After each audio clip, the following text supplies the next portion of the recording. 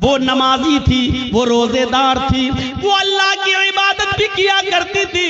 मेरे प्यारे साथियों, इस्लाम तो वो प्यारा मजहब है कि एक औरत ने एक बिल्ली को पकड़ लिया और बिल्ली को पकड़ने के बाद बांध दिया और 3 दिन उसको भूखा और प्यासा रखा, यहाँ तक कि वो मर गई। न छोड़ती थी कि वो शिकार करके अपना गिज़ा हासिल कर ले, अपना रिस्क हासिल कर ले, न खुद को खाना देती थी। बिल्ली भूखी प्यासी मर गई। वो नमाजी थी। सुनो, हाँ, गौर करो हदीस के अल्फाज पर। वो नमाजी थी, वो रोजेदार थी, वो अल्लाह की इबादत भी किया करती थी, अल्लाह को माना भी करती थी, लेकिन उसने अल्लाह की एक मखलूक बिल्ली को बांध दिया, उसको भूखा रखा और प्यासा रखा और उस बिल्ली को भूख और प्यास की शिद्दत से मार डाला।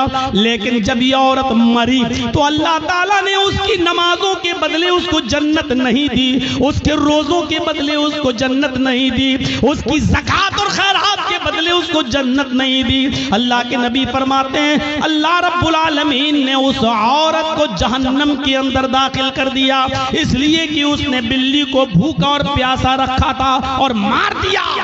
नमाज पढ़ लेने का नाम इस्लाम नहीं है, रोजा रख लेने का नाम इस्लाम नहीं है। इबादत है, ठीक है, लेकिन इस्लाम यह है कि तुम अल्लाह की मखलूक के साथ भी रहम करो। अल्लाह की मखलूक, अल्लाह की सृष्टि के साथ भी तुम्हें रहम का बर्ताव करना है। ये औरत बिल्ली को बांध के रखी थी, जब मरी बिल्ली तो मर गई भूखी प्यासी, लेकिन नमाज और रोजा रखने के बावजूद जन्नत की मुस्तहिक नहीं हुई। और बुखारी पढ़िए, एक औरत ऐसी भी थी जो बदचलन थी। अब बदचलन का खुलासा नहीं करूंगा, आप समझ जाइए कि बदचलन किसको कहते हैं। बस दूसरे लफ्जों में कह दूं कि वो तवाइफ थी, क्योंकि हदीस में फाहिशा का लफ्ज मौजूद है, यानी जिस्म फरोश थी, पैसा लेती थी और अपना जिस्म बेचती थी, बदचलन थी, जानिया थी, बदकार औरत थी। उसने एक जंगल में एक कुत्ते को देखा जो गीली जमीन के पास बैठकर अपनी जबान से गीली जमीन को चाट रहा है। गोया कि वो प्यासा है और उस गीली जमीन से कुछ पानी लेना चाहता है, लेकिन गीली जमीन से पानी नहीं मिल रहा है। हदीस के अल्फाज हैं, उस औरत को उस कुत्ते पर रहम आ गया, उसने अपना मोजा उतारा। एक रिवायत में आता है उसने अपनी ओढ़नी, अपना दुपट्टा उतारा, उसने उस दुपट्टे को कुएं में डाला। एक हदीस में आता है कि उसने अपना मोजा, चमड़े का मोजा चलता था, वो चमड़े का मोजा उतारा, अपनी ओढ़नी में बांधा और उस ओढ़नी को चमड़े के मोजे के साथ जब कुएं में डाला तो कुएं का पानी उस मोजे में, उस चमड़े के सॉक्स में आ गया। पूरा मोजा उसने पानी से भर लिया और वो कुत्ते के पास आई और उसने पानी उस कुत्ते के मुंह के पास उलट दिया। कुत्ते ने अपनी जबान से चाट चाट कर वो पानी पी लिया। उस वक्त तक वो उसको पानी पिलाती रही जब तक कि वो कुत्ता प्यास की शिद्दत से उसकी प्यास बुझ नहीं गई, वो सैराब न हो गया और अपने आप दुम हिलाकर जाने लगा। गौर करो आए मुसलमानों, ये औरत बदचलन थी, ये औरत जानिया थी, ये औरत जिस्म फरोश थी, इसने नमाजें न पढ़ी थी, रोजा नहीं रखा था, लेकिन एक कुत्ते को पानी पिलाया। वो रहमान और रहीम की रहमत ऐसी जोश में आई, उस रब्बुल आलमीन की रहमत ऐसी जोश में आई कि जब ये औरत मरी तो अल्लाह को उसकी ये नेकी पसंद आई और अल्लाह ने उस औरत को जन्नत के अंदर दाखिल कर दिया। इस्लाम ये बताता है कि अल्लाह अपना हक माफ कर सकता है, लेकिन मखलूक का हक मारोगे तो अल्लाह माफ नहीं करेगा।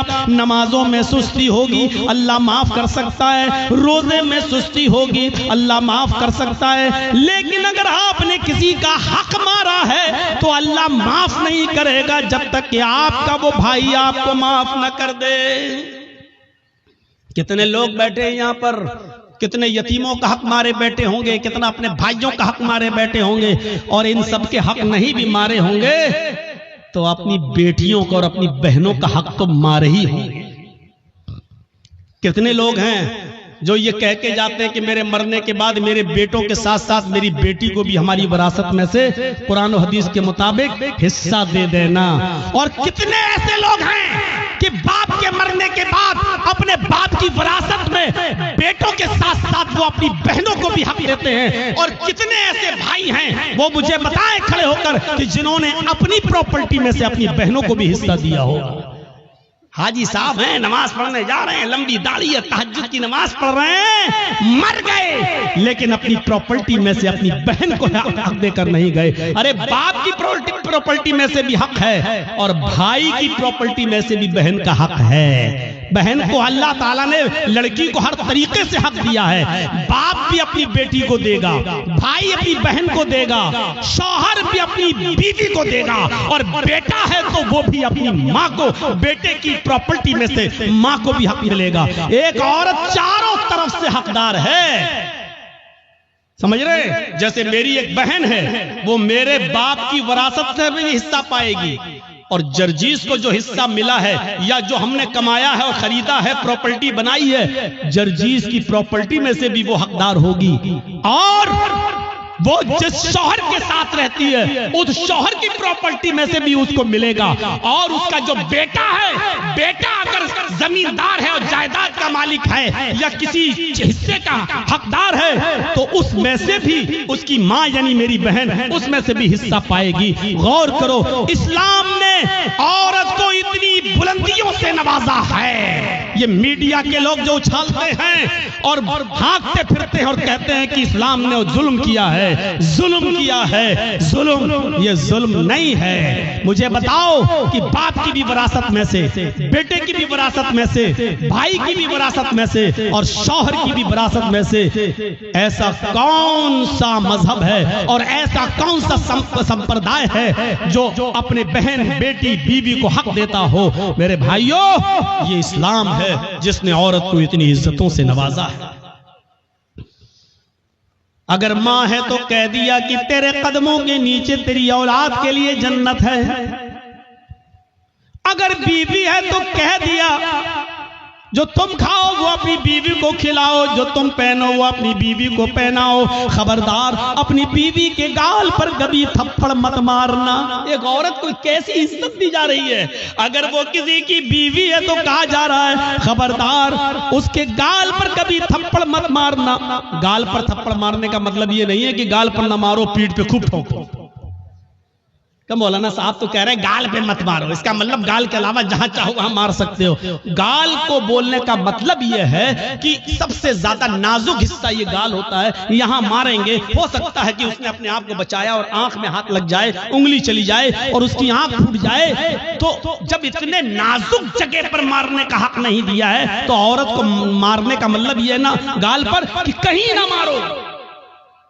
किसी कंडीशन में दिया है इजाजत, हम उस तरफ अभी नहीं जाना चाहते हैं, परमिशन दी है किसी कंडीशन में, लेकिन उसमें भी इतने एहतियात के साथ कि तुम हल्की फुल्की मार सकते हो, वो भी तब जब आपकी बीवी आपके मना करने के बावजूद और पंचायत का फैसला मानने के बावजूद भी आपके अलावा किसी दूसरे मर्द को अपने बिस्तर पे बुलाती है और उसके साथ रंग रलियां मनाती है और समझाने के बावजूद भी नहीं मानती है। तो अब एक आखिरी रास्ता यह है कि उसको हल्की फुल्की मार सकते हो, लेकिन उस वक्त भी गाल पर नहीं, और इतनी भी नहीं कि पीठ पर लकड़ी और डंडों के निशान बन जाएं, इतना भी नहीं। और जब आपकी इस मार से भी वो रास्ते पे ना आए तब आप तलाक के बारे में सोचें और उसमें भी मोहलत दी कि डायरेक्ट 3 तलाक मत दो, तलाक तलाक तलाक, डायरेक्ट उसको बंदूक की 3 गोली उसके ऊपर मत धमक दो कि बेचारी की जान ही चली जाए। उस कंडीशन में भी बताया कि उसको 1 तलाक दो जब वो हालत तोहर में हो,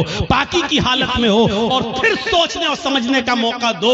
और फिर जब वो दूसरा महीना आए और फिर वो दूसरे महीने तक नहीं मानती है, फिर भी हरकतें कर रही है, और दूसरे महीने में जब वो हालत तोहर में हैज से पाक हो जाए तब आप उसको दूसरी तलाक दे सकते हो। ताकि ये बहुत लंबा एक अरसा हो, यानी इतना मौका दिया है कि एक कमजोर दिल की औरत डर जाएगी नहीं, इतना अब तो आखिरी रह गई है, तीसरे महीने में जहां तीसरी तलाक दी, हम हमेशा के लिए हराम हो जाएंगे, मेरे बच्चों का क्या होगा, ये सोचने और समझने का पूरा मौका दिया है। इससे पहले अगर वो मान जाती है तो आप भी मान जाओ और उसको अपनी बीवी की शक्ल में कबूल कर लो, स्वीकार कर लो। मेरे भाइयों, बहुत संजीदा मजहब है इस्लाम। इस्लाम के अंदर पूरे के पूरे दाखिल होने का मतलब ही यह है कि उसने जिन कामों के करने का हुक्म दिया उन कामों को करो और जिन कामों से रोकने का हुक्म दिया उनसे रुक जाओ। यही है इस्लाम। हजरत मुआज इब्ने जबल फरमाते हैं कि अल्लाह के नबी सल्लल्लाहु अलैहि वसल्लम ने मुझे 10 बातों की नसीहत फरमाई, मुझे 10 बातों की वसीयत फरमाई। मुस्नद अहमद के अल्फाज हैं। इस हदीस को इमाम अहमद ने अपनी मुस्नद के अंदर नकल किया है और अल्लामा अलबानी रहमतुल्लाह अलैह ने इसको हसन करार दिया है। फरमाया अल्लाह के नबी सल्लल्लाहु अलैहि वसल्लम फरमाते हैं, हजरत मुआज इब्ने जबल फरमाते हैं कि औसानी रसूलुल्लाह सल्लल्लाहु अलैहि वसल्लम बिअशरी कलिमात, कि अल्लाह के नबी सल्लल्लाहु अलैहि वसल्लम ने मुझे 10 कलिमात की, 10 बातों की वसीयत फरमाई।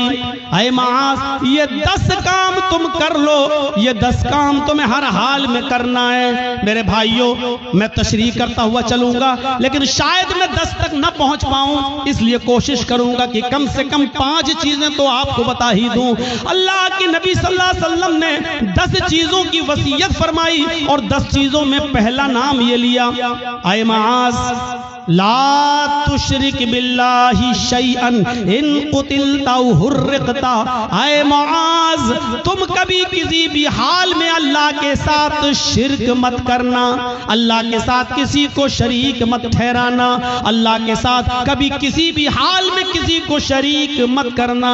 इन कुतिलता औ हुर्रिकता, अगरचे तुम्हें कत्ल कर दिया जाए या तुम्हें आग में जला दिया जाए।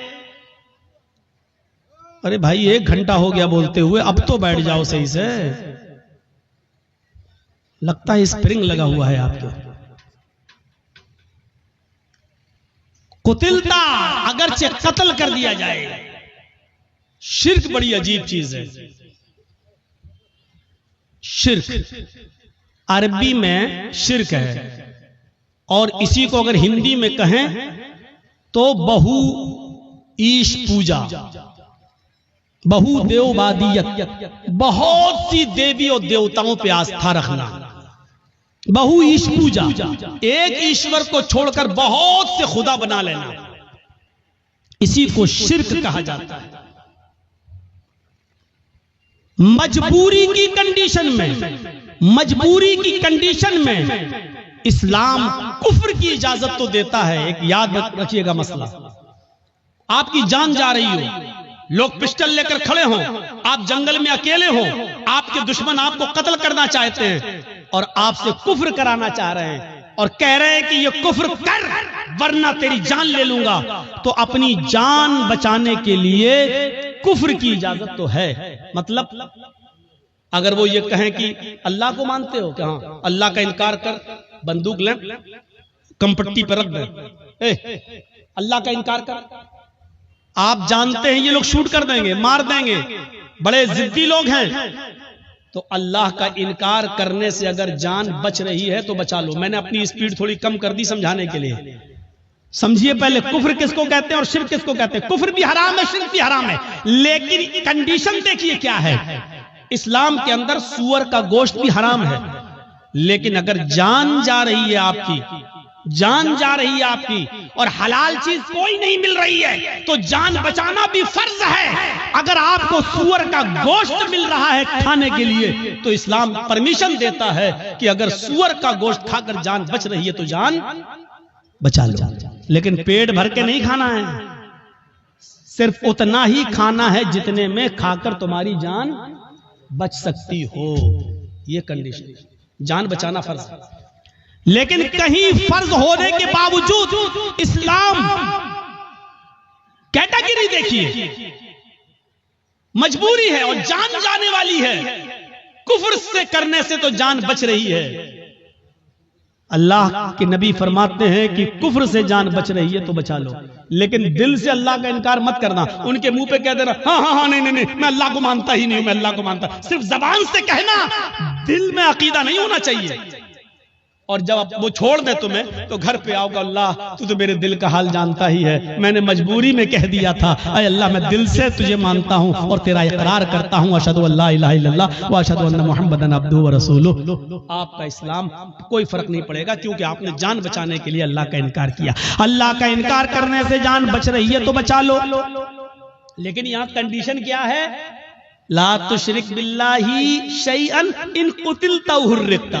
यहां इस्लाम, अल्लाह के नबी क्या कह रहे हैं, अगर तुझे कत्ल भी कर दिया जाए और तुझे जला दिया जाए, आग में डाल दिया जाए, ये काम करा लेना, लेकिन शिर्क मत करना अल्लाह के साथ, अल्लाह के साथ शिर्क मत करना। मौलाना जर्जीस मर गए, जर्जीस की कब्र बन गई, जर्जीस का मजार बन गया, बेटा बेटी अल्लाह से मांगो, आय अल्लाह 10 सालें हो गई, बेटा नहीं हुआ, बेटी नहीं हुई, अल्लाह मुझे नेक बेटा दे, मुझे नेक बेटी दे। ठीक है, अब आप जर्जीस के पास कब्र पे चले जाओ, मजार पे, और कहो बहुत अच्छे आदमी थे, आय अल्लाह तू डायरेक्ट मेरी नहीं सुनता है, इनके वसीले से हम दुआ कर रहे हैं, जर्जीस साहब तुम मेरी दुआ लेके अल्लाह के पास चले जाओ, जर्जी साहब मुझे अल्लाह से बेटा बेटी दिलवा दो। यही शिर्क है। मैंने कह दिया जो कहना था, समझदारों के लिए इशारा काफी है, कोई जरूरी है किसी का नाम लिया जाए?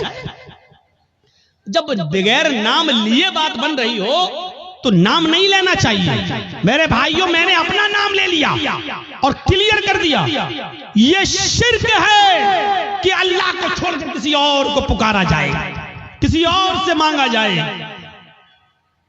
इज़ा सअलता फसअलिल्लाह, सवाल करो तो अल्लाह से, व इज़ा इस्तअनता फस्तईन बिल्लाह, और जब मदद तलब करो तो अल्लाह से। मेरे भाइयों, कोई कमपट्टी पर बंदूक रखकर ये कहे कि मैं इस पूरी कौम का सरदार हूं, मुझे सजदा कर, मेरे सामने झुक, मेरे सामने सजदा कर, या मेरे सरदार को सजदा करो, ये मेरे सरदार हैं, तो अल्लाह का इनकार करके जान बच रही है तो बचा लो। लेकिन अगर किसी को सजदा करके जान बच रही है तो यहां इस्लाम आपको जान बचाने की इजाजत नहीं देता, सजदा करने की इजाजत नहीं देता। यहां कहा है अल्लाह के रसूल ने, आए माज शिर्क मत करना, अल्लाह का इनकार करके जान बच रही है तो बचा लेना, लेकिन अगर अल्लाह के अलावा किसी गैर को सजदा करना पड़े तो किसी गैर के सामने सर झुकाकर अपनी जान मत बचाना। अगर वो तुम्हें मारना चाहे तो मार दें, कुतिलता कत्ल करना चाहे तो कत्ल कर दें, हुर्रिकता जलाकर आग में डालकर तुम्हें कोयला बनाना चाहे तो बना दें, राख करना चाहे तो कर दें, ये अपने जिस्म को दुनिया में करा लेना, लेकिन किसी गैर के सामने सजदा मत कर। अब आप समझ गए कितनी इंपॉर्टेंट बात है। अब हर मुसलमान गौर करे कितना परसेंट मुसलमान है। पहले तो ये गौर करे कि वो मुसलमान है या नहीं, फिर ये गौर करे है तो कितना परसेंट वो मुसलमान है। मुझे तो नहीं लगता कि कोई आदमी 10% भी कह सके कि मैं 10% भी मुसलमान हूं। आगे आने वाले वाकयात अभी हम चल रहे हैं आपकी तरफ। मेरे भाइयों, अकल भी नहीं मानती इस बात को।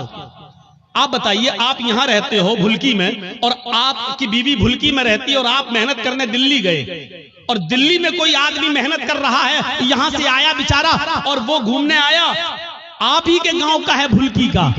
अब आपने दिल्ली में एक साड़ी खरीदी 5000 की, 10,000 रुपए की खूबसूरत साड़ी खरीदी, और खूबसूरत साड़ी उसके हाथ में देकर कहा कि भाई तुम तो भुलकी जा रहे हो ना, उत्तर दिनाजपुर मेरे गांव में जा रहे हो ना, ऐसा करो कि ये साड़ी मेरी बीवी को दे देना।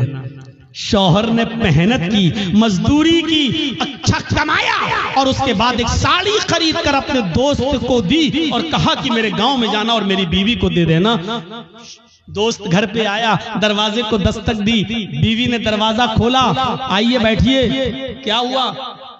आपके हस्बैंड ने आपके लिए साड़ी भेजी है। उसने साड़ी दी, ओह इतनी खूबसूरत साड़ी, आइए आइए बैठिए, चाय पी के जाइए। उसने दरवाजे खोले। अब हकीकत क्या है, उस औरत को तारीफ किसकी करना चाहिए, शौहर की या साड़ी देने वाले की? आपकी अकल भी कहेगी यार जिसने साड़ी भेजी है उसकी तारीफ, कितने अच्छे हैं मेरे शौहर, देखो इतनी दूर से भी मुझसे कितना प्यार करते हैं और मुझे कितना मानते हैं, मेरा ख्याल रखते हैं, साड़ी भेजी। अब वो औरत बजाय शौहर के तारीफ करने के अपने दिल के सारे दरवाजे इस साड़ी लाने वाले के लिए खोल दे। एक्सक्यूज मी, आइए चाय पी लीजिए, आप कितने अच्छे हैं, आप हमारे लिए साड़ी लेके आए हैं, चलिए कहीं डेट पे चलते हैं, चलिए कहीं घूमने चलते हैं। उसी की तारीफ के पुल बांधने लगे। और शौहर को अगर पता चल जाए दिल्ली में बैठे हुए आज के इस कंप्यूटराइज्ड दौर के अंदर कि कमबख्त साड़ी मैंने भेजी और बेगैरत दिल दे बैठी साड़ी देने वाले को, वहीं से मोबाइल करेगा, फोन की घंटी बजेगी, बीवी उठाएगी, कुछ सुनेगा नहीं, कहेगा तलाक तलाक तलाक। कम बखत, साड़ी मैं भेजू तारीफ दूसरे की कर रही है, साड़ी मैं भेजू घूम रही दूसरे के साथ। अल्लाह ने नबियों को भेजा, रसूलों को भेजा, पीरों को, वलियों को भेजा कि जाओ तुम मेरे दीन का प्रचार करो और इस्लाम की और तौहीद की दावत को बुलंद करो। बजाय इसके कि हम अल्लाह की हमदो सना बयान करें, उसी को मुश्किल कुशा माने, उसी को हाजत रवा समझें, अब हम अल्लाह को छोड़कर कहें कि तुम्हारे दर पे आया हूं, झोला झोली भर के जाऊंगा वरना मर के जाऊंगा।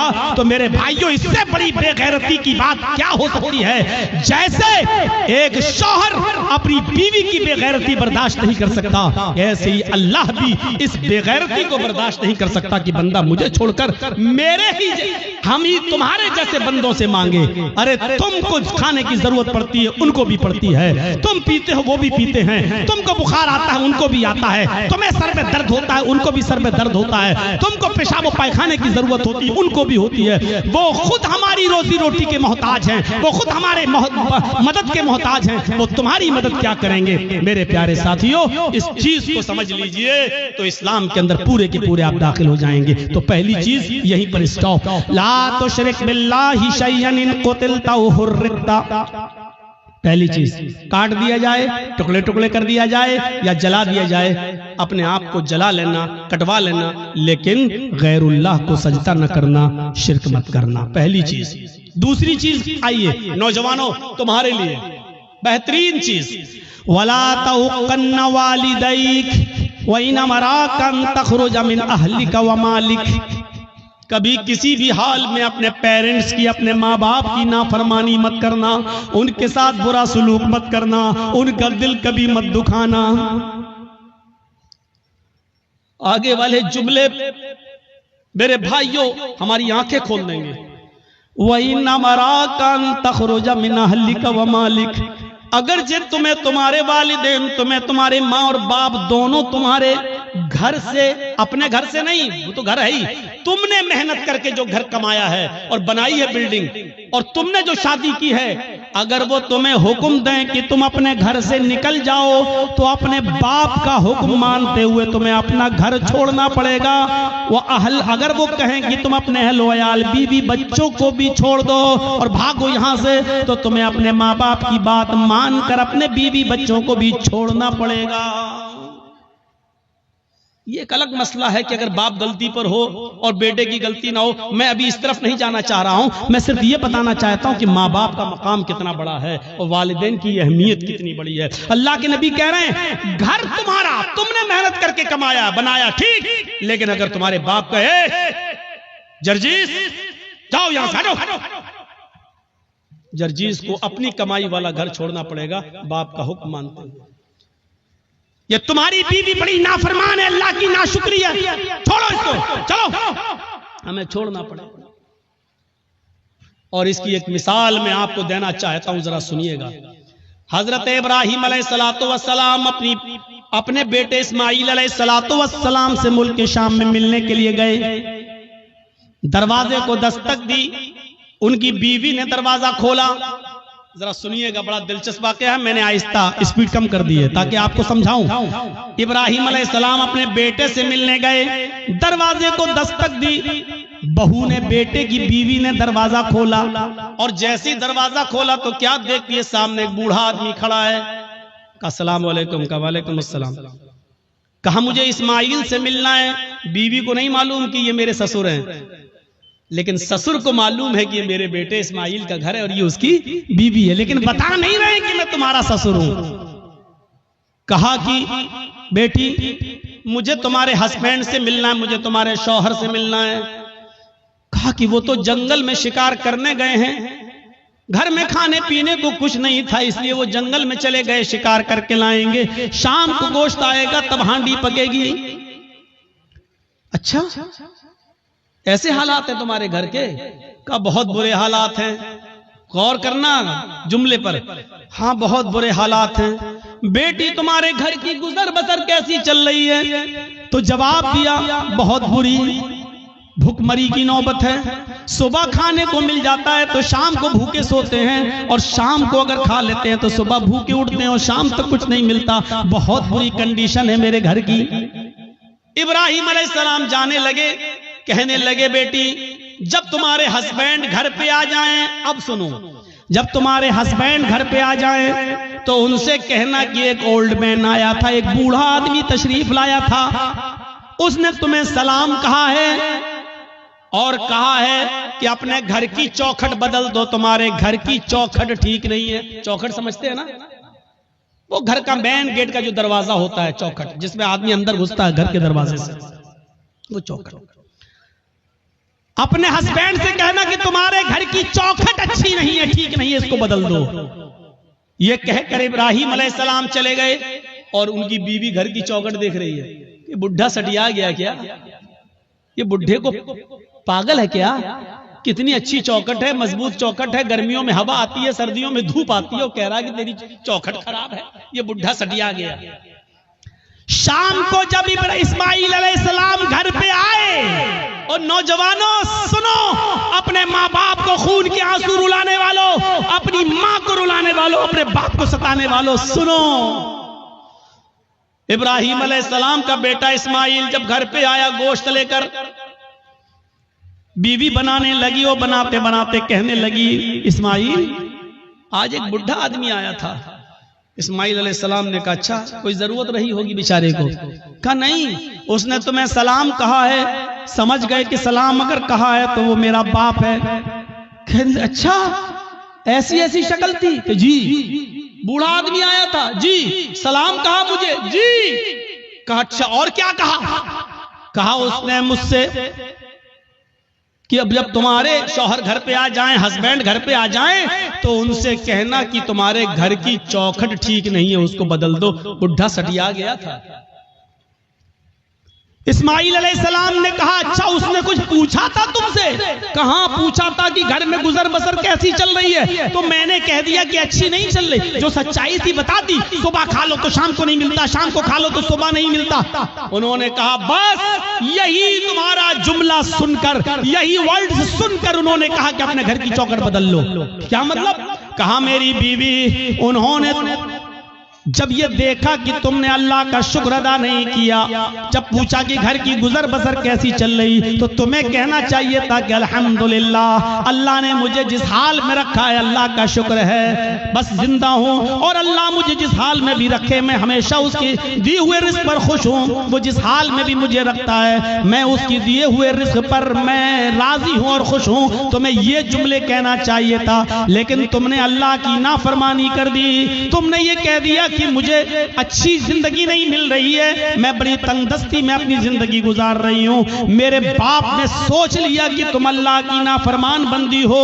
आए मेरी बीवी, उन्होंने घर की इस चौखट को बदलने के लिए नहीं कहा है, जो घर की चौखट है, ये दरवाजे के ऊपर जो चौखट है, इसको बदलने के लिए नहीं कहा है, उन्होंने चौखट बदलने के लिए कहा है। इसका मतलब ये है कि उन्होंने अपनी बीवी बदलने की, उन्होंने मेरी बीवी बदलने की बात कही है। उन्होंने इशारा किया है ऐसी अल्लाह की नाफरमान बीवी को अपने घर में तुम मत रखो।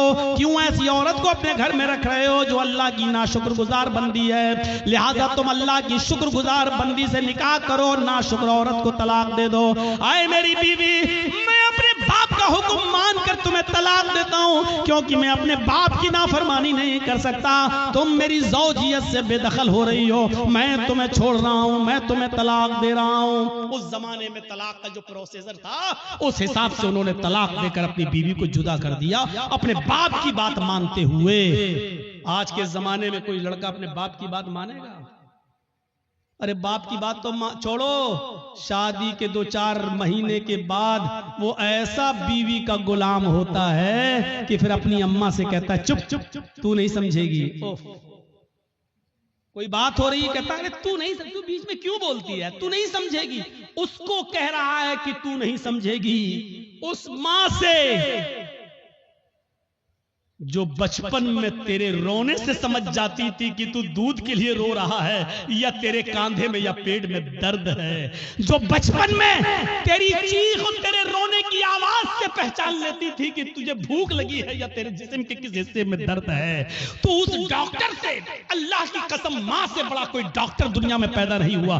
कितनी भी बड़ी वो MBBS और MS और MD की डिग्री ले ले, मां से बड़ा कोई डॉक्टर नहीं है। क्योंकि मां पहचानती है कि बेटा ये रो रहा है तो के रोने में भूख छिपी है या कहीं दर्द छिपा है।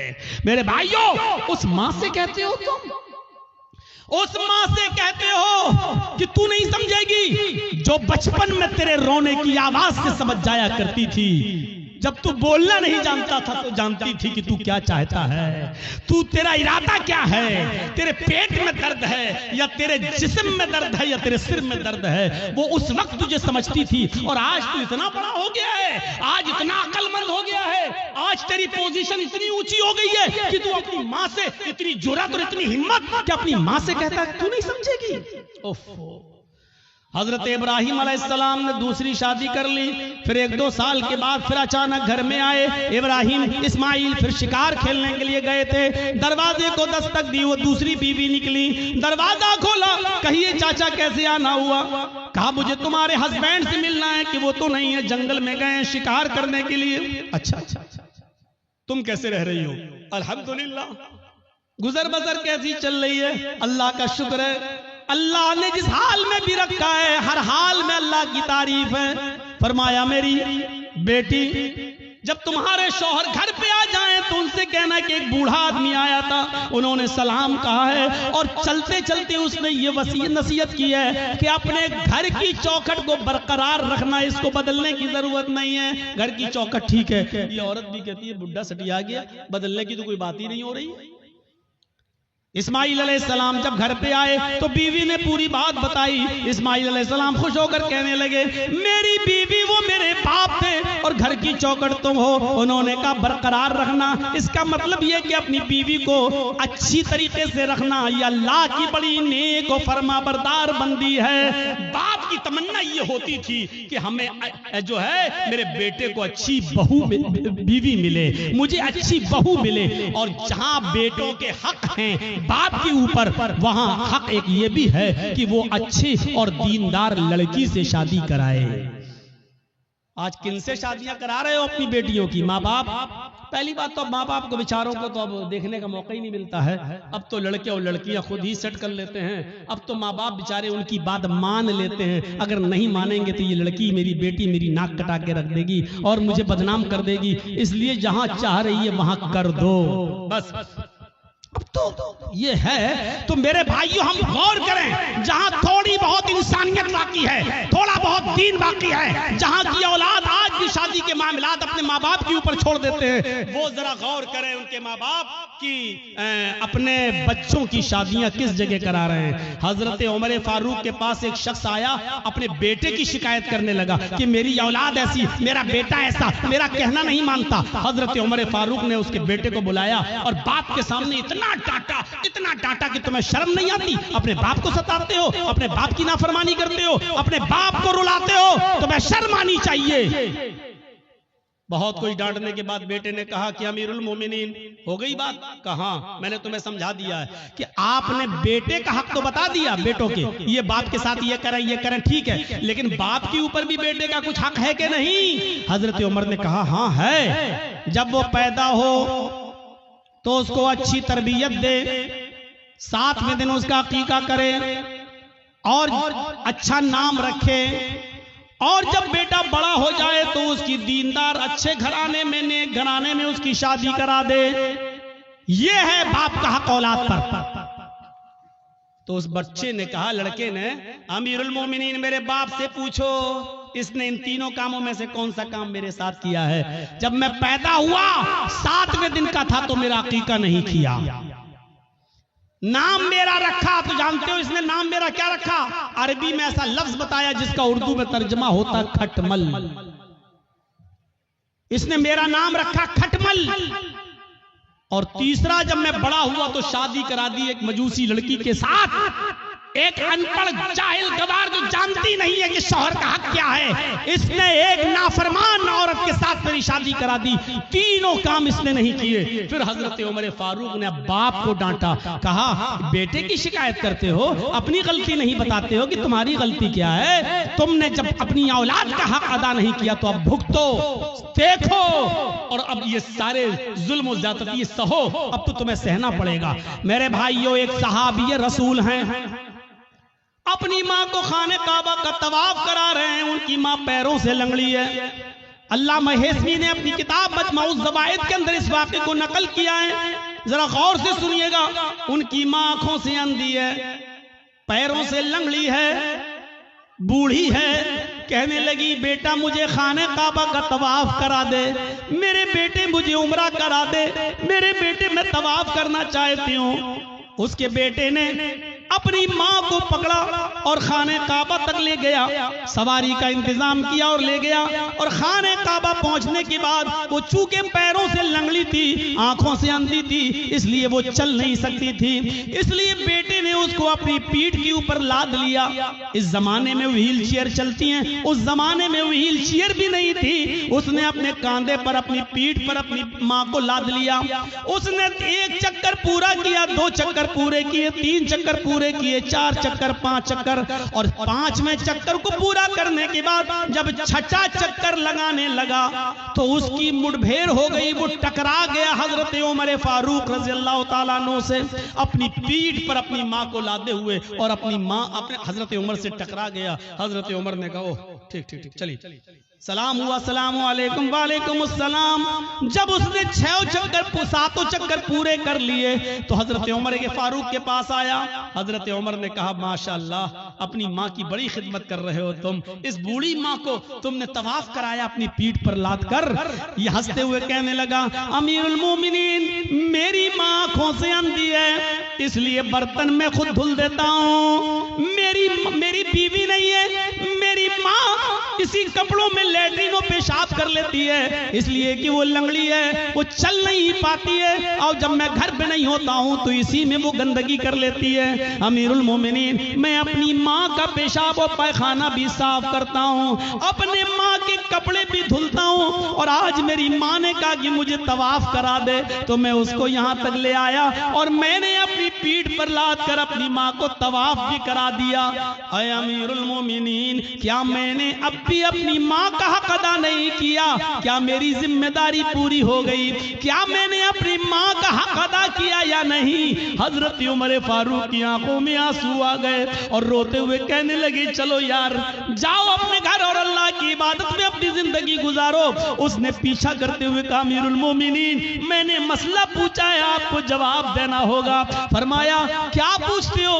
कहा, ये बताओ, मैं पेशाब साफ करूं, पैखाना साफ करूं, अपने माँ के कपड़े धुलूं, अपने हाथ से खाना बनाऊं, अपने हाथ से माँ को खाना खिलाऊं, अपनी पीठ पर लाद कर मैं खाने काबा का तवाफ कराऊं, परिक्रमा कराऊं, क्या इसके बाद भी मैंने अपनी माँ का हक अदा किया या नहीं किया? हजरत उमर कहते हैं, सुन, जब तुझे तेरी माँ जन रही थी, जब तुझे तेरी माँ पैदा कर रही थी, जब अपने पेट से तुझे बाहर कर रही थी, उसको जो दर्द हो रहा था, जो लीवर पेन हो रहा था, उसको जो दर्द हो रहा था तुझे जनते वक्त, तुझे पैदा करते वक्त, और उस दर्द में जो उसने पहली आह निकाली, जो उसने दर्द में पहली आवाज निकाली, आह, उसने अपनी जबान से जो पहला जुमला अदा किया, जो उसने आह की आवाज निकाली, आए मेरे दोस्त, अभी तो तूने अपनी माँ की पहली आह का भी हक अदा नहीं किया, तू उसकी पूरे जीवन का और पूरी लाइफ का और पूरी जिंदगी का हक अदा क्या करेगा? अभी तो तूने उसकी पहली चीख का भी हक अदा नहीं किया, उसकी जिंदगी के हक के बारे में पूछता है, क्या अदा हो गया? अभी तो एक आह का भी हक अदा नहीं हुआ। ये है माँ का मकाम, ये है माँ का मर्तबा, ये है माँ का दर्जा। अगर आप नमाज पढ़ते हैं लेकिन आपकी माँ आपसे खुश नहीं है तो बेकार है आपकी नमाज। आप रोजा रखते हैं, आपकी माँ आपसे नाराज है तो बेकार है आपके रोजे। आप कितनी भी इबादतें कर लें, कितनी भी अल्लाह की पूजा पाठ कर लें, कितनी भी कुरान की तिलावत कर लें, लेकिन आपके माँ और बाप आपसे नाराज है तो आपकी इबादतें आपके मुंह पे मारी जाए। इबादत भी शर्त के साथ होती है। डॉक्टर दवा देता है तो परहेज भी बताता है। अल्लाह ने कहा है नमाज पढ़ो तो ये भी कहा है कि इसके साथ साथ ये भी करो। मेरे भाइयों, रमजान का महीना आ रहा है, रोजा रखने से पहले सोच लेना कि तुम्हारे माँ बाप तो तुमसे नाराज नहीं है। नमाजें पढ़ते हो तो सोच लेना, सर्दियों में दिसंबर और जनवरी की सख्त सर्दी में उठकर ठंडे पानी से वुजू बनाकर तहज्जुद पढ़ते हो और माँ बाप नाराज है तो सोच लेना कि तुम्हारी ये रात की इबादत अल्लाह कबूल करेगा या नहीं करेगा। इन चीजों पर जरा गौर करना। दो चीजें हो गई, तीसरी चीज पर आई है। हर एक चीज ऐसी है कि जिस पर 2-2 घंटे बोला जा सकता है, लेकिन मैं मुख्तसर करते हुए आगे चल रहा हूं। तीसरी चीज पर गौर कीजिए। वला ततरुकन्न सलातन मक्तूबतन मुतअम्मिदन फ़इन्न मन तरक सलातन मक्तूबतन मुतअम्मिदन फ़क़द बरिअत मिन्हु ज़िम्मतुल्लाह। कभी भी किसी भी हाल में फर्ज नमाज मत छोड़ना, किसी भी हालत में फर्ज नमाज मत छोड़ना। अगर फर्ज नमाज छोड़ दी तो अल्लाह की जिम्मेदारी हट जाएगी, अल्लाह की जिम्मेदारी से निकल जाओगे, अल्लाह की कोई गारंटी नहीं तुम्हारी जिंदगी। ओफो, क्या जबरदस्त पॉइंट। किसी भी हाल में फर्ज नमाज मत छोड़ना। बाप बीमार है, मस्जिद में अजान हो रही है, अब अजान होगी, उसके 15 मिनट के बाद जमात होगी। बाप मेरा सीरियस है, जल्दी से फोन करो, एम्बुलेंस बुलाओ, या जब तक गाड़ी निकल रही है तब तक वुजू बनाओ और अपने घर में फर्ज ही फर्ज पढ़ लो, 4 रकात ज़ोहर, और जल्दी से अपने बाप को लेकर पहुंचो हॉस्पिटल के अंदर। यहाँ सुन्नतें छोड़ दो। क्यों? क्योंकि इस वक्त बाप की हालत दूसरी है, लेकिन फर्ज नमाज तुम्हें इधर भी नहीं छोड़ना है। लिहाजा जल्दी से वुजू बनाओ। अब मस्जिद में मत जाओ, मस्जिद में जाओगे 15 मिनट इंतजार करोगे, फिर इमाम साहब पता नहीं कितनी लंबी नमाज पढ़ाएं। जल्दी से वुजू बनाओ घर पे और 4 रकात ज़ोहर की पढ़ो और छोटी छोटी सूरतें पढ़ लो, इन्ना अतैना कल कौसर, कुल हुवल्लाहु अहद अल्लाहु समद, और जल्दी से सलाम फेरो और अपने बाप को, अपने बेटे को, अपनी बीवी को लेकर हॉस्पिटल पहुंचो। हॉस्पिटल में भर्ती कर लो, आईसीयू में भर्ती हो गई है, ठीक है, उधर भी जल्दी से वुजू बनाओ, असर की नमाज पढ़ लो। और अगर देख रहे हो कि बाप ज्यादा सीरियस, माँ ज्यादा सीरियस, तो जल्दी से 4 ज़ोहर पढ़ लो, 4 उसी के साथ असर पढ़ लो और जल्दी से लेके चलो, क्योंकि इस वक्त आपकी कंडीशन दूसरी है, बेटे की कंडीशन दूसरी है। मेरे भाइयों, लेकिन नमाज आपको इस कंडीशन में भी पढ़नी है, छोड़नी नहीं है। हालत तंदुरुस्ती में और अच्छी खासी हालत में छोड़ देने वालों, इस्लाम के अंदर पूरे के पूरे दाखिल हो। कहते हो मौलाना साहब रोजी नहीं आ रही, रोजी आएगी कैसे? रोजी की दुआ तो अल्लाह ने नमाज में बताई है। जब एक सजदा करके उठते हो और दूसरे सजदे में जाते हो तो सजदे, दोनों सजदों के दरमियान बैठकर जो दुआ पढ़ते हो, मेरे भाइयों, सबसे अफजल और सबसे अच्छी दुआ तो मुस्लिम शरीफ की हदीस की ये है, रब्बिग़फिरली रब्बिग़फिरली, अल्लाह मेरी मग़फ़िरत फरमा, अल्लाह मेरी मग़फ़िरत फरमा। लेकिन मेरे भाइयों, अबू दाऊद और सुनन नसई की दीगर दूसरी रिवायतों में ये दुआ भी आई है कि बैन सजदतैन, सजदों के दरमियान जो दुआ पढ़ी जाती है वो है अल्लाहुम्मा ग़फ़िरली वरहमनी वहदिनी वआफ़िनी वरज़ुक़नी। देखिए, सजदे में जो दुआ पढ़ी जा रही है उसमें आप रिज़्क़ भी मांग रहे हैं। अल्लाहुम्मा ग़फ़िरली वरहमनी वहदिनी वआफ़िनी वरज़ुक़नी, अल्लाह मुझे रिज़्क़ हलाल दे। आपने ज़ोहर की 10 रकातें पढ़ी, 10 बार आपने कहा वरज़ुक़नी। आपने फजर की 4 रकातें पढ़ी, 2 सुन्नत 2 फर्ज, आपने 4 मरतबा कहा वरज़ुक़नी, अल्लाह मुझे रिज़्क़ हलाल दे। आपने असर की, अगर मस्जिद में पहले पहुंच गए तो 4 सुन्नत और 4 असर फर्ज पढ़ ली तो 8 रकातें पढ़ी, 8 मरतबा आपने कहा वरज़ुक़नी। मगरिब में 5 मरतबा आपने कहा वरज़ुक़नी। इशाम में कम से कम 7 रकातें हैं, 4 फर्ज 2 सुन्नत और 1 वित्र, आपने 7 मरतबा कहा वरज़ुक़नी। गौर करो, जो इतनी बार अल्लाह से रिस्क मांगेगा, रोजी मांगेगा, अल्लाह उसको मायूस करेगा, अल्लाह उसको निराश करेगा, अल्लाह उसको नाउम्मीद लौटाएगा? नहीं। तो आपको रिस्क हलाल मांगने की दुआ अल्लाह ने बताई है, और वो है नमाज। नमाज ही नहीं पढ़ोगे, अल्लाह से मांगोगे ही नहीं, तो अल्लाह क्यों देने लगा तुम्हें? और देगा भी तो ऐसे ही देगा। 5,000 कमाया, घर पे आए, बेटा बीमार, डॉक्टर ने कह दिया आईसीयू में रखा जाएगा, खर्च करो 50,000। कमाया 10,000, घुस गया 50,000। क्यों?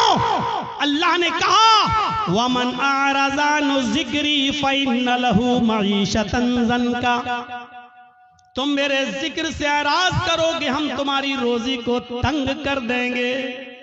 जिक्र से एराज करना। आज एक दिल चाहता कि तुमको एक कीमती बात बता दूं, सुनिए। एराज करना किसे कहते हैं? यहां पर बहुत से लोग ऐसे होंगे जो नमाज छोड़ते हैं, नमाज नहीं पढ़ते हैं, या जुमे पढ़ते हैं, 8 दिन मस्जिद में नहीं आते हैं, 7 दिन गायब। उनके बारे में तो मैं कुछ कह ही नहीं सकता, वो जाने, उनका रब जाने, उनको क्या अजाब होगा क्या नहीं, वो अल्लाह जाने, उनका रब जाने, और आप जाने। मैं उनकी बात कर रहा हूं यहां पर जो नमाज तो पढ़ते हैं लेकिन टाइम पे टाइम, नमाज तो पढ़ते हैं लेकिन टाल मटोल कर। अजान हो रही है, 5 कस्टमर रह गए हैं, इनको निपटा दूं तब जाऊंगा। जल्दी जल्दी आपने उनको सौदा दी दुकान से, जब तक बंद करके जा रहे हैं पता चला जमात हो चुकी है। हम डॉक्टर हैं, हमारे पास मरीज आया हुआ है बुखार का और जुकाम की दवा लेने के लिए, और अजान की आवाज आ गई, हमने सोचा 2 मरीजों को दवा दे दूं, उसके बाद जा रहा हूं। जब तक 2 मरीजों को हम दवा दे रहे हैं और जब तक हम मस्जिद में नमाज पढ़ने जा रहे हैं, जमात हो गई। ये है नमाज से एराज। पढ़ तो रहे हैं आप, लेकिन जमात को आपने तर्क कर दिया और जमात छोड़ दी, ये है नमाज से एराज। अल्लाह ने कहा वमन आरज़ा अन ज़िक्री, जो मेरे जिक्र से जो नमाज से एराज करेगा, रूगर्दानी करेगा, हम उसकी रोजी को फ़इन्न लहू मईशतन ज़न्का, उसकी रोजी तंग कर दी जाएगी। बंद नहीं कहा अल्लाह ने, ये नहीं कहा रोजी बंद कर देंगे, तंग कर देंगे। तंग का मतलब या तो बहुत मुश्किल से उसको रोजी रोटी मिलेगी, या बहुत आसानी से मिलेगी लेकिन रुकेगी नहीं उसके पास।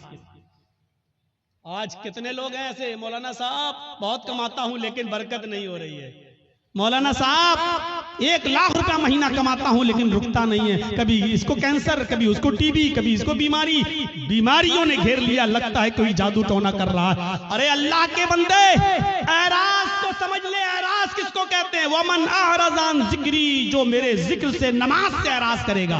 बच्चा रो रहा है, माँ टीवी पे सीरियल देख रही, रिमोट उसके हाथ में, सास भी कभी बहू थी, बीवी माँ उस बच्चे की माँ देख रही, सास भी कभी बहू थी, नाटक, चिप्स खाती जा रही, चाय पीती जा रही है, नाटक देखती जा रही है, ड्रामा। इधर बच्चा रो रहा है, माँ जानती है कि बच्चा दूध की वजह से रो रहा है, लेकिन सोच रही है नहीं 10 मिनट का ड्रामा रह गया, 10 मिनट और देख लूं। बच्चा रो रहा है लेकिन सीरियल देखने में लगी हुई है। क्या कहा जाएगा? माँ ने बच्चे से एराज किया।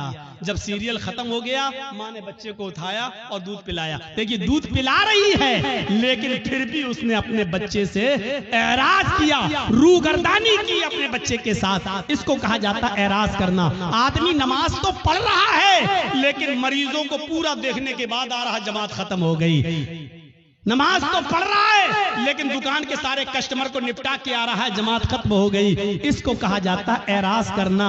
माँ दूध तो पिला रही है लेकिन सीरियल देखने के बाद आदमी नमाज तो पढ़ रहा है लेकिन अपनी दुकानदारी पूरी करने के बाद, तो आपने अल्लाह के लिए छोड़ा क्या है? आपने अल्लाह के लिए छोड़ा क्या है? कुर्बानी क्या दी है? कुर्बानी तो ये थी, आवाज आई हय्या अला सलाह और सामने वाला 10,000 रुपए का कस्टमर है, आप कह दो कि जा पहले मैं नमाज पढ़ने जा रहा हूं, अगर नमाज नहीं पढ़ूंगा मैं नमाज के बाद ही तुम्हें दूंगा, जाओ नमाज पढ़ लो उसके बाद आना। हय्या अला सलाह की आवाज सुनते ही मस्जिद की तरफ चले जाओ। वो कहने लगा कि मैं 10,000 रुपए का सामान लेने आया।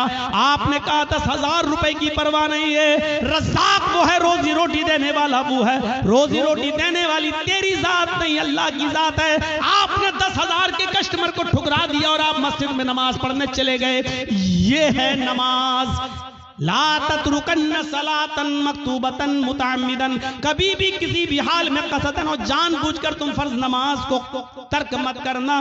जो फर्ज नमाज को जानबूझकर तर्क कर देता है, फर्ज नमाज को जानबूझकर छोड़ देता है, अल्लाह की जिम्मेदारी उसकी ऊपर से उड़ जाती है। अपने आप पर गौर करो कि कितने % मुसलमान हो, इस्लाम में दाखिल हो या नहीं, ऐसा करते हो या नहीं।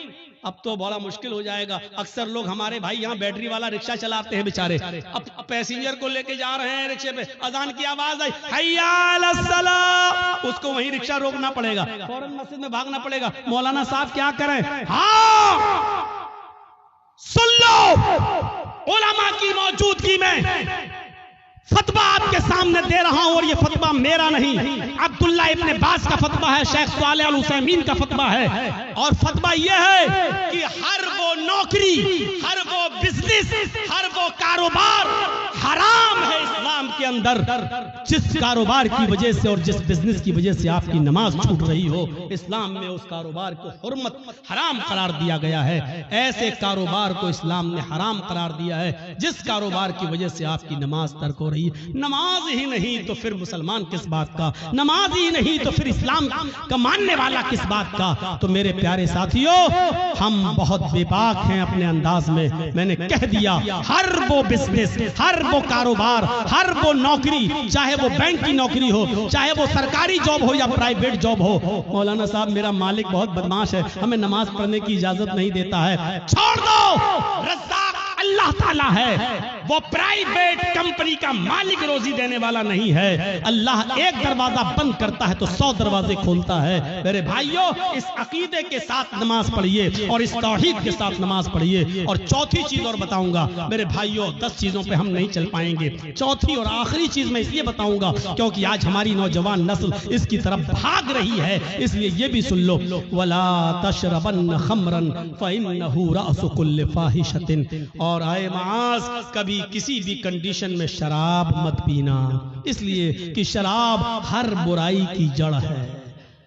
शराब मत पीना वैसी हराम हो गई, लेकिन शराब का नुकसान क्या बताया? फ़इन्नहु रासु कुल्लि फ़ाहिशतिन, हर बीमारी, हर बुराई की जड़ है। यानी आप शराब पिएंगे तो कोई भी गुनाह कर सकते हैं। शराब पी के आदमी घर में आया, माँ ने डांटते हुए कहा, अच्छा तू शराब पी के आया कमीने, बेगैरत, शराब पी के आया। हट हट, तेरी माँ का, तेरी अपनी माँ को ही माँ बहन की गाली दे रहा है, अपनी बहन को ही गाली दे रहा है, अपनी बेटी को गाली दे रहा है। इससे बड़ा कमीना और इससे बड़ा रजील इंसान कौन हो सकता है जो शराब के नशे में आकर अपनी माँ को गाली दे, अपने ही बाप को गाली दे, अपनी बहन को और अपनी बेटी को गाली दे, अपने भाई को गाली दे। इससे बड़ा कमीना इंसान और कौन हो सकता है? मैंने खुद दिल्ली के अंदर देखा है, नाली में पड़ा, बीच सड़क पे पड़ा, पुलिस वाले लाठी मार के हटा रहे, अरे यहाँ मंत्री की गाड़ी जाने वाली कमीना, हट हट हट हट। तो हंसते हुए कहता, कौन मंत्री? ओधी मोदी सब मेरे बाप के नौकर हैं। शराब के नशे में पुलिस वाले कहे, कमीने ये तो हमारी ड्यूटी नौकरी हटवाएगा, हट हट हट। उसको डंडे मार रहे। तो कौन गुजर रहा? का मंत्री आ रहे हैं, हट यहाँ से। तो कौन मंत्री? मोदी मोदी सब मेरे बाप के नौकर। शराबी की नजर में कोई किसी की हैसियत नहीं होती, बड़ी से बड़ी शख्सियत भी उसके सामने जीरो होती है। क्यों? क्योंकि उसने जो चीज पी है उसने उसकी अकल को खराब कर दिया, उसकी अकल को ढांप लिया, इसलिए उसकी नजर में बड़ी से बड़ी शख्सियत भी कुछ नहीं होती है। जब शराब हराम नहीं हुई थी, जब शराब हराम नहीं हुई थी तो नबी के चचा हजरत हमजा ने शराब पी ली थी, और एक गाना गाने वाली के गाने के जोश में आकर उसने कहा, अला या हमजा लिशुर्फिन नवा, आए हमजा तू तो मोटी ऊंटनियों के लिए है। हजरत अली की ऊंटनी वहीं पर चर रही थी, चारा घास खा रही थी। हजरत हमजा को जोश में चढ़ा दिया कि ये ऊंटनी का कलेजा हमें मिल जाए तो कितना अच्छा। वो गाने वाली थी और हमजा शराब के नशे में थे, उठाई तलवार, खंजर ऊंटनी का पेट चाक किया और कलेजा निकाल के लाए और उसको दे दिया, ले। हजरत अली आए, कहा ये तुमने क्या किया? मेरी ऊंटनी। अरे जा हट यहाँ से। शराब के नशे में हजरत अली को भगा दिया। हजरत अली ने अल्लाह के नबी से शिकायत की, अल्लाह के रसूल उनके साथ आए, और जब आए कहा, चचा ये क्या कर दिया तुमने? अली की ऊंटनी को खंजर मार के मार डाला, उसका कलेजा निकाल लिया। हजरत हमजा शराब के नशे में थे, बुखारी की रिवायत। हजरत हमजा शराब के नशे में अल्लाह के रसूल से कह रहे, चल हट तू तो मेरे बाप का नौकर है, तू तो मेरे बाप का गुलाम है। मेरे भाइयों, शराब के नशे में जब एक शख्स मोहम्मद रसूलुल्लाह को ऐसा कह सकता है तो इसका मतलब यह है कि शराब छोटे और बड़े की तमीज को भुला देती है। शराब इंसान के अंदर से इज्जत, रिस्पेक्ट और अदब को खींच लेती है। इसलिए नौजवानों, शराब जैसी मनहूस चीज को अपने मुआशरे से दूर रखिए, अपने समाज से दूर रखिए। आपको मालूम एक सुनन नसई का वाकया सुनाकर अपनी बात को खत्म कर दूंगा। मेरे भाइयों, जरा सुनिएगा सुनन नसई की रिवायत। एक औरत बेवा थी उस जमाने में, पुराने जमाने की बात। हजरत उस्मान इस हदीस के रावी हैं, फरमाते हैं कि एक औरत का शौहर मर गया। औरत बड़ी खूबसूरत थी, उसकी नौकरानी को, लौंडी को उसकी बदजनी के बारे में मालूम था। वो नौजवान लड़कों को तलाश करती रहती थी और अपना इरादा जाहिर करके उनसे गलत काम करवाती थी। एक दिन नौकरानी ने बताया कि एक नौजवान है, बड़ा नेक है, नमाजी है, बहुत बड़ी इबादत गुजार है, बहुत शरीफ है, लेकिन बड़ा खूबसूरत है। कहा कि उसको बुला कर लाओ। नेक आदमी, बहुत नेक इबादत गुजार आदमी। इसकी नौकरानी ने कहा कि मेरी मालिकन तुमको बुला रही हैं, तुमसे कुछ कपड़ा खरीदना चाहती है, क्योंकि वो कपड़ा बेचा करते थे, अपने सर पर गठरी लादकर कपड़ा बेचते थे। तो उन्होंने सोचा चलो कपड़ा खरीदेगी, हम दे देंगे। वो उसके साथ चले गए। नौकरानी उनको लेकर दरवाजा खोलती है, अंदर जाती है, दरवाजा बंद हो जाता है, दूसरे दरवाजे के अंदर ले जाती है। जैसे अंदर घुसते हैं दरवाजा बंद हो जाता है। ये हजरत कह रहे हैं साहब कहाँ लेके जा रही हो? कहा कि बस एक दरवाजा और है। वो और अंदर ले गई, दरवाजा बंद, सामने वही बेवा औरत बैठी हुई है जिसका शौहर मर चुका है। उसने अपनी नौकरानी को इशारा करके कहा कि तुम जाओ, और उनसे कहने लगी कपड़ा दिखाओ। और जैसे ही कपड़ा दिखाया, कहा ये कपड़ा, ये कपड़ा। वो करीब आती गई और आते आते कहने लगी उदनु मिन्नी, मेरे करीब आइए और मेरे साथ हम बिस्तरी कीजिए, मेरे साथ गलत काम कीजिए। इन्होंने कहा रे हटो, तौबा, अस्तगफिरुल्लाह, ये भागने लगे। उन्होंने कहा भागने का कोई रास्ता नहीं, चारों तरफ से दरवाजे बंद हो चुके हैं। कहा कि तुम डरो, अल्लाह के अजाब से डराया, लेकिन उस औरत के ऊपर कोई फर्क नहीं पड़ा। उसने कहा कि तुम मेरे साथ ये काम कर रहे हो या नहीं कर रहे हो? कहा कि नहीं करूंगा। कहा इधर अंदर आओ। उसे एक और दरवाजे के अंदर ले गई। क्या देखती है कि एक लकड़ी की टेबल रखी हुई है। उस लकड़ी की टेबल पर एक खूबसूरत छोटा बच्चा, जिसकी उम्र 5-6 साल रही होगी, खूबसूरत बच्चा बैठा हुआ है। और उसी टेबल पर एक शराब की बोतल रखी हुई है। वहीं पर जाकर ये औरत बैठ गई। इसने कहा कि देखो तुम बड़े नेक हो, शरीफ इंसान हो, मेरे चीखने की देर है, मेरे चिल्लाने की देर है, चारों तरफ से तुम घेर लिए जाओगे और मैं सिर्फ इतना बोलूंगी कि साथ भी ने मेरी इज्जत को छलनी छलनी कर दिया। बस तुम्हारा हाल क्या होगा? तुम्हारी शराफत नीलाम हो जाएगी और लोग कहेंगे अच्छा दिन में इबादत और हाल ये है, अल्लाह की इबादत भी करते हो और औरतों के साथ ये गलत काम भी। तुम्हारी इज्जत का जनाजा निकल जाएगा, अर्थी निकल जाएगी। चलो 3 ऑप्शन देती हूं मैं तुम्हें, इन तीनों में से कोई एक काम तुम्हें करना पड़ेगा, इसके बगैर मैं नहीं छोड़ूंगी। सुनन नसई की रिवायत। अल्लाह हजरत उस्मान फरमाते हैं कि अल्लाह के नबी ने फरमाया कि उस औरत ने 3 ऑप्शन दिए। पहला ऑप्शन, आए हजरत जी मेरे साथ जिना करो, आओ मैं तैयार हूं तुम्हारे साथ गलत काम करने के लिए। कहा नहीं। दूसरा ऑप्शन बताओ। कहा दूसरा ऑप्शन ये है कि इस बच्चे को कत्ल करो, ये छुरी रखी हुई है, इसको मारो। कहा नहीं, ये भी नहीं कर सकता।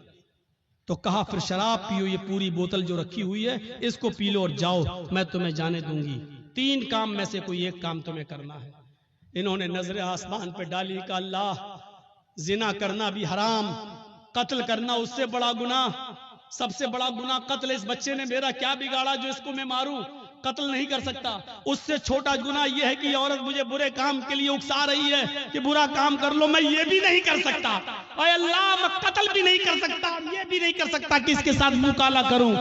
इन दोनों से शराब पीना तो छोटा गुनाह है, चलो यही पी लेता हूं क्योंकि बचने का कोई रास्ता नहीं है और जान बचाना भी जरूरी है, तो चलो हराम चीज पी लेता हूं। ये जिना तो नहीं है, ये कम से कम कत्ल तो नहीं है, किसी को बेकसूर तो नहीं मार रहा हूं और इसकी इज्जत से खिलवाड़ तो नहीं कर रहा हूं। ऐ अल्लाह, मेरे जुर्म को माफ कर देना। उसने ये कहकर शराब की बोतल उठाई और पूरी की पूरी बोतल वो शराब की पी जाता है। उस औरत ने कहा रुको, अभी चले जाना। थोड़ी देर रोका, शराब ने अपना रंग दिखाना शुरू कर दिया और जब शराब पीने के बाद इसकी अक्ल खत्म हो गई और चली गई और ये नशे में धुत हो गया तो इसके हाथ में छुरी दी। कहा इस बच्चे को कत्ल करो। उसने शराब के नशे में आकर उस बच्चे को कत्ल भी कर डाला। उस बच्चे को मार भी डाला। फिर उस औरत ने हाथ पकड़ के उसको अपने ऊपर सवार किया, अपने कपड़े भी उतारे और उसके भी कपड़े उतारे, और शराब के नशे में इस आदमी ने उस औरत के साथ जिना भी कर लिया। उसके साथ जो काम नहीं करना था वो कर लिया। मेरे भाइयों, फिर वहां से ये बचा और आया, मायूस रहा पूरी जिंदगी। मैं कहना ये चाह रहा था आपसे कि मेरे भाइयों कि कहां तो एक गुनाह करवाया जा रहा था, लेकिन शराब के बाद वो तीनों गुनाह कर बैठा। यानी शराब पीने के बाद वो कत्ल भी कर बैठा और शराब पीने के बाद वो जिना भी कर बैठा। शराब तो पी ही पी थी, यानी शराब ने उससे सारे गुनाह करवा दिए। अल्लाह के नबी ने फरमाया फ़इन्नहु रासु कुल्लि फ़ाहिशतिन, शराब ही हर बुराई की जड़ है। अगर आप मुसलमान हैं तो इस्लाम के अंदर पूरे के पूरे दाखिल हो जाओ। शराब को छोड़ना पड़ेगा, नमाज पाबंदी से पढ़ना पड़ेगी, और आपको ये देखना पड़ेगा कि नमाज के लिए हम अपने रब के लिए क्या क्या चीजें छोड़ रहे हैं। आपको अपने माँ बाप की खिदमत करना पड़ेगी, आपको शिर्क से बचना पड़ेगा, आपको अपने भाइयों का ख्याल रखना पड़ेगा, यतीमों को देखना पड़ेगा। 10 चीजें थी, लेकिन मेरी हिम्मत अब जवाब दे चुकी है। कंटिन्यू प्रोग्राम कर करके मैं थक चुका हूं। मेरे भाइयों, अब मेरे भाइयों, मैं आपसे रुखसती चाहता हूं, और ये मेरे बिहार का आखिरी प्रोग्राम था। मैं कल अब लखनऊ के लिए जा रहा हूं। मुश्किल से 2 दिन लखनऊ रहूंगा और उसके बाद फिर मैं बॉम्बे चला जाऊंगा। तो मेरे भाइयों, अल्लाह से मैं दुआ करता हूं कि अल्लाह आलमीन हमारी खताओं को माफ फरमा दे, हमें इस्लाम के अंदर पूरा का पूरा दाखिल फरमा दे। ऐ अल्लाह, शराब नोशी से हमें बचा ले। अल्लाह, माँ बाप की खिदमत करने की हमें तौफीक अता फरमा। ऐ अल्लाह, हमें शराब की हुर्मत को समझने की तौफीक अता फरमा। और बारेलाह, जब तक तू हमें जिंदा रख, इस्लाम पर जिंदा रखना, और जब हमारा खात्मा हो तो ईमान पर हमारा खात्मा फरमाना। वमा अलैना इल्लल बलागुल मुबीन।